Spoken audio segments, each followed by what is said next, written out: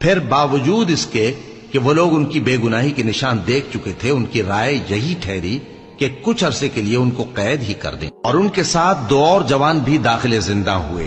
ایک نے ان میں سے کہا کہ میں نے خواب دیکھا ہے، دیکھتا کیا ہوں کہ شراب کے لیے انگور نچوڑ رہا ہوں۔ دوسرے نے کہا کہ میں نے بھی خواب دیکھا ہے، میں یہ دیکھتا ہوں کہ اپنے سر پر روٹیاں اٹھائے ہوئے ہوں اور پرندے ان میں سے کھا رہے ہیں، تو ہمیں ان کی تعبیر بتا دیجئے کہ ہم تمہیں نیکوکار دیکھتے ہیں۔ یوسف نے کہا کہ جو کھانا تم کو ملنے والا ہے وہ آنے نہیں پائے گا کہ میں اس سے پہلے تم کو اس کی تعبیر بتا دوں گا۔ یہ ان باتوں میں سے ہے جو میرے پروردگار نے مجھے سکھائی ہیں۔ جو لوگ اللہ پر ایمان نہیں لاتے اور آخرت کا انکار کرتے ہیں، میں نے ان کا مذہب چھوڑ دیا ہے، اور میں اپنے باپ دادا ابراہیم اور اسحاق اور یعقوب کے مذہب پر چلتا ہوں۔ ہمیں شایع نہیں ہے کہ کسی چیز کو اللہ کے ساتھ شریک بنائیں، یہ اللہ کا فضل ہے ہم پر بھی اور لوگوں پر بھی، لیکن اکثر لوگ شکر نہیں کرتے۔ اے میرے قید خانے کے رفیقو، بھلا کئی جدا جدا آقا اچھے یا اللہ جو اکیلا ہے سب پر غالب ہے؟ جن چیزوں کی تم اللہ کے سوا پرستش کرتے ہو وہ صرف نام ہی نام ہیں جو تم نے اور تمہارے باپ دادا نے رکھ لیے ہیں، اللہ نے ان کی کوئی سند نازل نہیں کی۔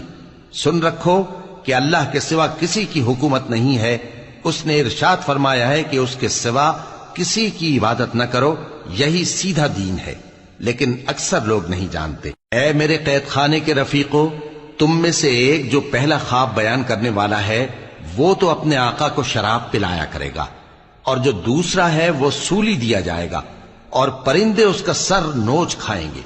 جو بات تم مجھ سے پوچھتے تھے وہ فیصل ہو چکی ہے، اور ان دونوں میں سے جس کی نسبت یوسف نے خیال کیا کہ وہ رہائی پا جائے گا، اس سے کہا کہ اپنے آقا سے میرا ذکر بھی کر دینا۔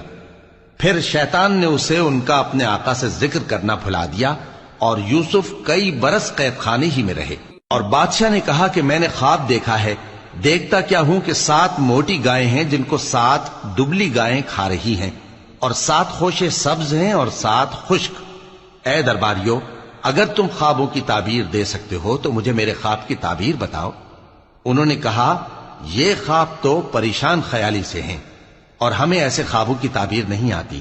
اور وہ شخص جو دونوں قیدیوں میں سے رہائی پا گیا تھا اور جسے مدت کے بعد وہ بات یاد آ گئی، بول اٹھا کہ میں آپ کو اس کی تعبیر لا بتاتا ہوں، مجھے قید خانے جانے کی اجازت دیجیے۔ غرض وہ یوسف کے پاس آیا اور کہنے لگا، یوسف، اے بڑے سچے یوسف، ہمیں اس خواب کی تعبیر بتائیے کہ 7 موٹی گایوں کو 7 دبلی گائیں کھا رہی ہیں، اور 7 خوشے سبز ہیں اور 7 سوکھے، تاکہ میں لوگوں کے پاس واپس جا کر تعبیر بتاؤں۔ عجب نہیں کہ وہ تمہاری قدر جانے۔ انہوں نے کہا کہ تم لوگ 7 سال متواتر کھیتی کرتے رہو گے، تو جو غلہ کاٹو تو تھوڑے سے غلے کے سوا جو کھانے میں آئے باقی کو خوشوں میں ہی رہنے دینا۔ پھر اس کے بعد خشک سالی کے 7 سخت سال آئیں گے کہ جو غلہ تم نے جمع کر رکھا ہوگا وہ سب کو کھا جائیں گے، صرف وہی تھوڑا سا رہ جائے گا جو تم احتیاط سے رکھ چھوڑو گے۔ پھر اس کے بعد ایک ایسا سال آئے گا کہ خوب مے برسے گا اور لوگ اس میں رس نچوڑیں گے۔ اور یہ تعبیر سن کر بادشاہ نے حکم دیا کہ یوسف کو میرے پاس لے آؤ۔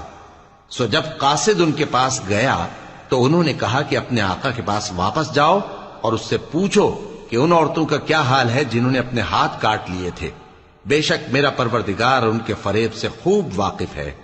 بادشاہ نے عورتوں سے پوچھا کہ تمہارا کیا قصہ تھا جب تم نے یوسف کو اپنی طرف مائل کرنا چاہا؟ سب بول اٹھیں کہ اللہ پاک ہے، ہم نے اس میں کوئی برائی معلوم نہیں کی۔ عزیز کی بیوی نے کہا، اب سچی بات تو ظاہر ہو ہی گئی ہے، اصل یہ ہے کہ